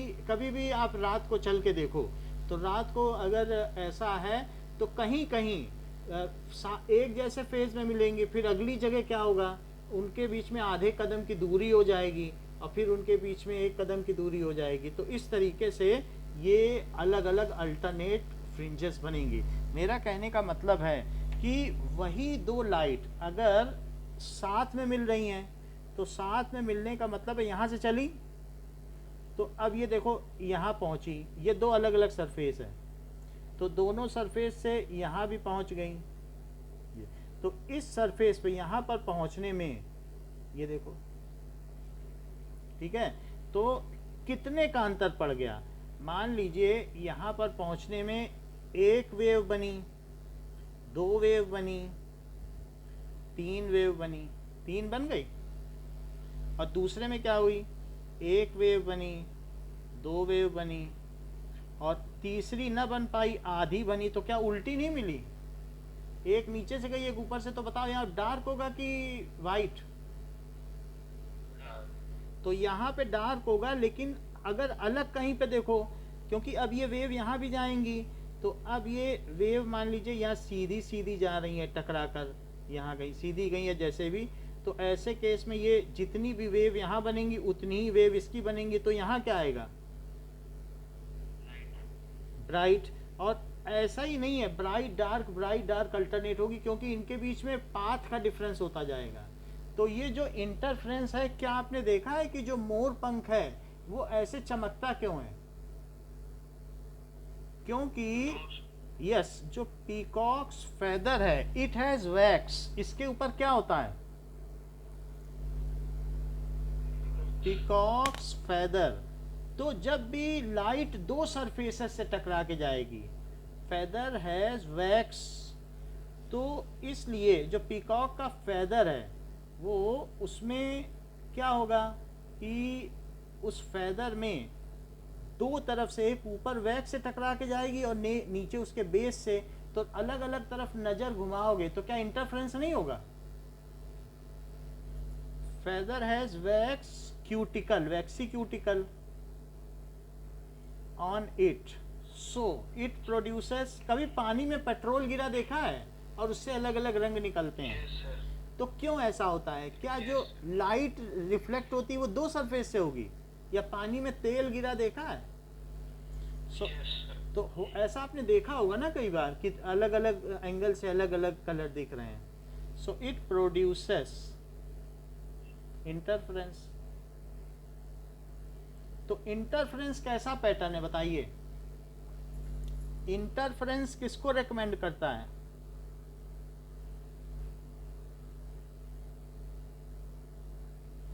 क्या वेव नेचर? बताएं। Yes sir. अच्छा, डिस्पर्सन क्या होता है बताओ? क्या कभी प्रिज्म किसी के हाथ लगा है, या किसी के पास ना हो तो ऐसे भी देखा हो किसी ने, प्रिज्म से लाइट गुजरी हो? सर स्कूल में देखा है ना? तो that is dispersion, dispersion through prism. According अब to the देखो, physics classroom, upon passage through the prism, the white light is separated into its component colors: red, orange, yellow, देखो किसी green, के में आवाज आ रही है, आवाज The बंद करो। separation of visible light into its different colors is known as dispersion. So is it visible कि किसी प्रिज्म से लाइट अगर डाली जाए तो क्या होता है, whether it separates into its component colour.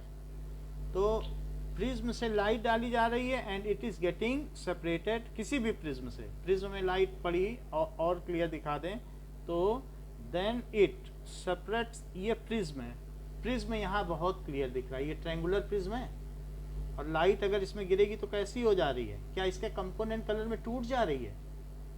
इससे क्या पता चलता है?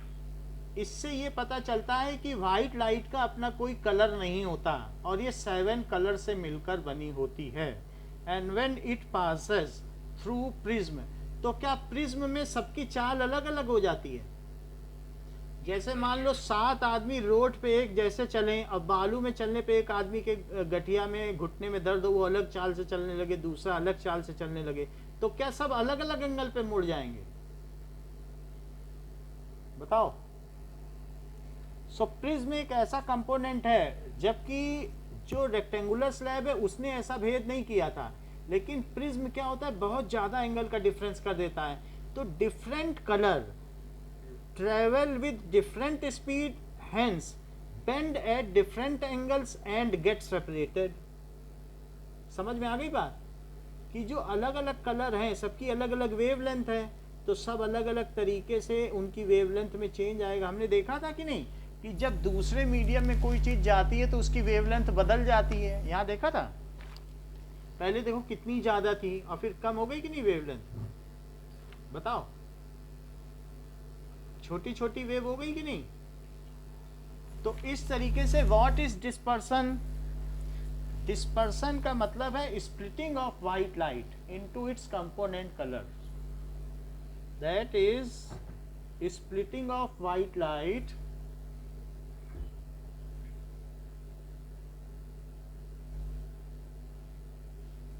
into it's component colours. कौन कौन से कंपोनेंट कलर्स हैं इसके?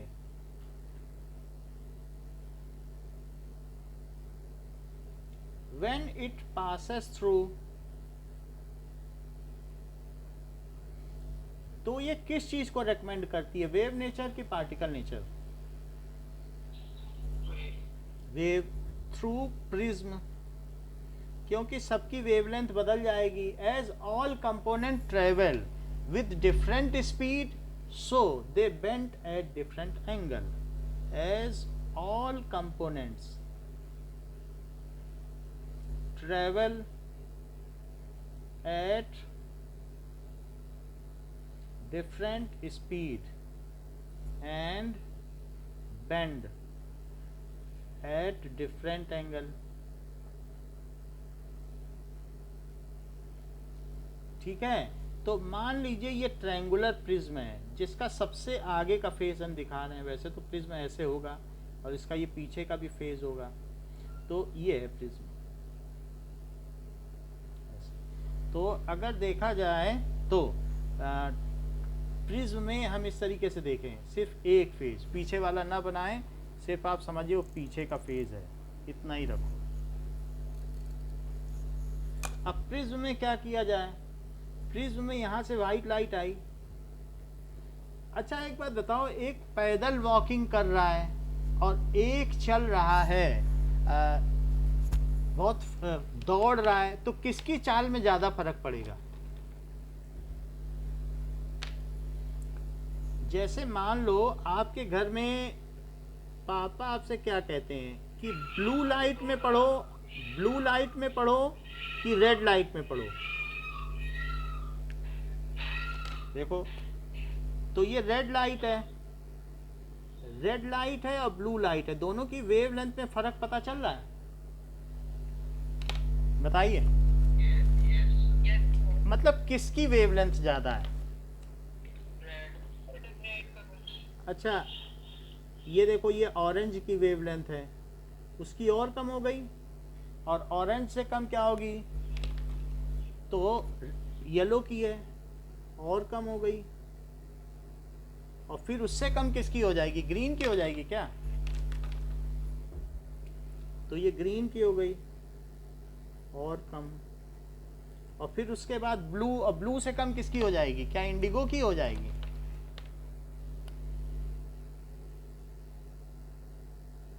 और इंडिगो से कम किसकी हो जाएगी?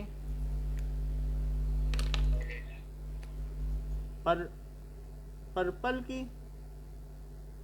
ये तो अच्छा, ये वॉयलेट है, वॉयलेट से ज्यादा किसी की अगर एनर्जी है तो किसकी है? वॉयलेट से ऊपर, तो क्या वो अल्ट्रा वॉयलेट है, अल्टीरियर टू वॉयलेट? बोलो, अल्ट्रा वायलेट का क्या मतलब है? ऐसी एनर्जी अगर आपकी आंख में पड़ जाए अल्ट्रा वायलेट, तो क्या आंखें आपकी चली जाए, अंधी हो जाए? बोलो, क्योंकि जो वेल्डिंग होती है, वेल्डिंग में से जो लाइट निकलती है उसको क्या कहते हैं? Ultraviolet. क्या उसको आप ज्यादा देर देख सकते हो? तो अगर वायलेट से ज्यादा एनर्जी है तो अल्ट्रा वायलेट, और रेड से कम एनर्जी है, रेड से भी कम एनर्जी, तो उससे नीचे वाली एनर्जी को क्या कहोगे? इंफ्रारेड। क्या वो हम लोगों की बॉडी से निकलती है जो हीट, वो इंफ्रारेड है? सो बॉडी हीट को इंफ्रारेड कहते हैं, या तवे से निकलती है। और अल्ट्रा वायलेट किससे निकलती है? स्पार्क या वेल्डिंग से। तो इसमें बताओ कि कौन रस्सी को तेज हिला रहा है, पर्पल वाला कि ये? पर्पल वाला। तो एनर्जी किसके पास ज्यादा हुई? तो एनर्जी इस क्रम में बढ़ रही है, दैट इज एनर्जी। और वेवलेंथ किसकी ज्यादा है? रेड की है कि नहीं? एक क्रस्ट से दूसरे क्रस्ट के बीच की लेंथ को ही तो वेवलेंथ कहते हैं, तो किसकी वेवलेंथ ज्यादा है? रेड की। अच्छा, कौन सबसे ज्यादा बार ऑसिलेशन कर रहा है, रस्सी को हिला रहा है? फ्रीक्वेंसी। तो फ्रीक्वेंसी किसकी ज्यादा है? फ्रीक्वेंसी इसकी ज़्यादा है। सारे सिग्नल रेड क्यों हैं? डेंजर सिग्नल, क्योंकि रेड के पास एनर्जी कम है।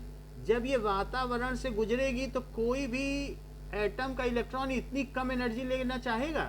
कहेगा तुम्हारे पास तो इतनी भी एनर्जी नहीं है कि मैं अपनी अगली ऑर्बिट में जा सकूं, चुपचाप निकल जाओ। तुम अगले जीने पर न चढ़ सको, कोई इतनी एनर्जी दे, कह दे टांग बीच में लटकाए रहो दो जीने के बीच में, मेरे पास इतनी एनर्जी है, तो क्या उसका एनर्जी का पैकेट लोगे? बोलो। तो रेड जब किसी भी वातावरण से गुजरता है तो कोई एटम इसकी एनर्जी स्वीकार ही नहीं करता, कहता you are having very less energy, you just go away, you even can not transmit me to next higher energy level. तो इसलिए जो डेंजर सिग्नल है वो रेड है, क्योंकि इसकी एनर्जी बहुत दूर तक बिना क्षय हुए या बिना डिके हुए पहुंच जाती है। कोई जब लेगा ही नहीं तो क्या पूरी की पूरी हम तक पहुंच जाएगी? और वायलेट या अल्ट्रा वायलेट, इसमें बहुत ज़्यादा एनर्जी, हमें कई बार अल्ट्रा वायलेट के चश्मे लगाने पड़ते हैं यूवी प्रोटेक्शन के। तो इस तरीके से आपको ये बात समझ में आ गई? अच्छा ये बताओ, चाल किसकी कम है और किसकी ज़्यादा है? ये देखो, ये धीमे धीमे चल रहा है, ये तेज तेज चल रहा है। तो जो धीमे चल रहा है अगर वो बीच पे उतरे तो क्या उसकी चाल में ज्यादा फर्क आएगा, या जो दौड़ के बीच पे उतरेगा उसकी चाल में फर्क आएगा? दौड़ेगा तो वायलेट की चाल में ज्यादा फर्क आया, वो अपने सीधे रास्ते से ज्यादा मुड़ गया, और रेड को कुछ ज्यादा फर्क नहीं पड़ा। वो बोला हम तो चल ही रहे थे, जैसे सड़क पे चल रहे थे वैसे यहाँ चल देंगे। और फिर से एक सरफेस है, तो उस सरफेस में भी फिर से मुड़ना हुआ, तो ये मुड़ गए और वायलेट भी मुड़ा। तो बताओ नीचे की ओर कौन सा कलर मिलेगा? बताइए। वैसे तो इनका जो सीधा रास्ता था वो ये था, क्या ये अपने रास्ते गए कि मुड़ गए?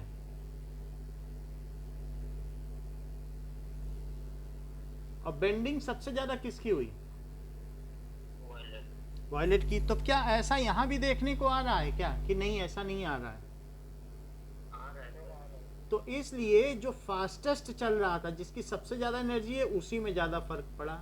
सो व्हाट इज डिस्पर्सन? ईशान बताओ डिस्पर्सन क्या है?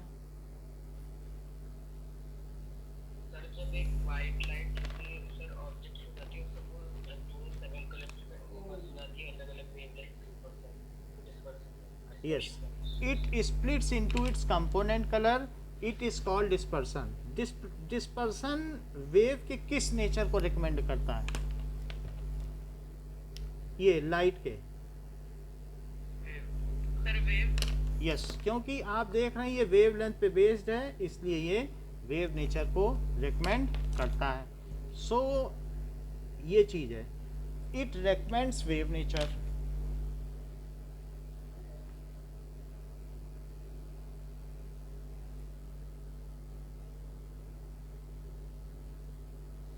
अगर मान लो एक और लास्ट चीज आपको बता दें, स्कैटरिंग, क्योंकि ये सारी चीजें आपको इसी क्लास में पढ़नी है इसलिए बता रहा हूं, इसके अलावा और नहीं बताऊंगा, वो अगले क्लास में पढ़ोगे। स्कैटरिंग, कभी मोतियों को जमीन में जोर से पटका है? बहुत सा। तो क्या होता होगा बताओ?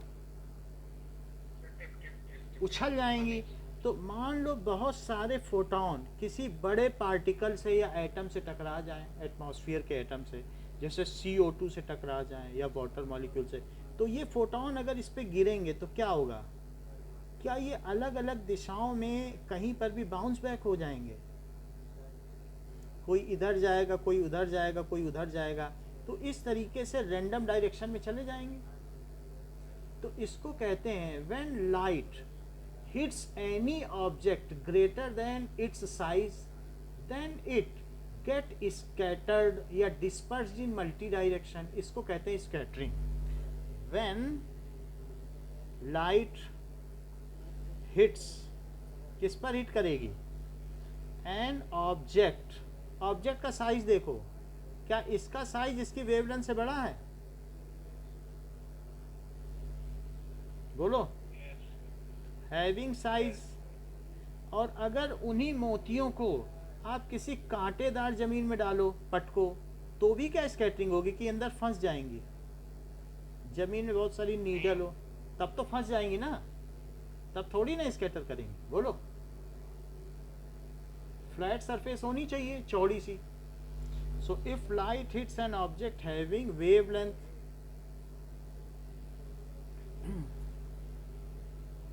greater than having size greater than its wavelength, then they bounce back randomly in various direction. Having size greater than its wavelength, then they bounce back in various directions randomly. This is called scattering.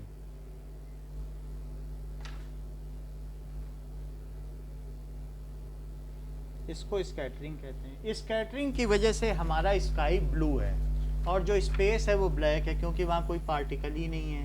तो जब particle नहीं होंगे तो क्या light टकरा के फैलेगी क्या? अंतरिक्ष काला है कि नहीं? मून से देखो। और हमारा स्काई कैसा है? क्या ब्लू है? तो ये क्यों है, इसके बारे में हम नेक्स्ट क्लास में देख लेंगे क्योंकि जो नेक्स्ट चैप्टर है उसमें ये बताया गया है। तो आज हमने आपको लाइट के डुअल नेचर के बारे में बताया और वेरियस फिनोमिना के बारे में बताया। नेक्स्ट क्लास में हम अब रिफ्लेक्शन पर आ जाएंगे। समझ में आ गई बात? क्या बस और भी हैं, लेकिन अब जैसे जैसे ऊंची क्लास में जाओगे तब हम बताएंगे। इतने फिनोमिना इस क्लास में पढ़ने हैं, तो जो इस क्लास के हैं वो हमने बता दिया आपको, अगली क्लास के नहीं बताए। 11th वाला 11th में बताएंगे। Okay, thank you, okay sir, thank you sir. Welcome. Single PDF भेज दीजिएगा। क्या? Single PDF. हाँ हाँ, ओके ओके।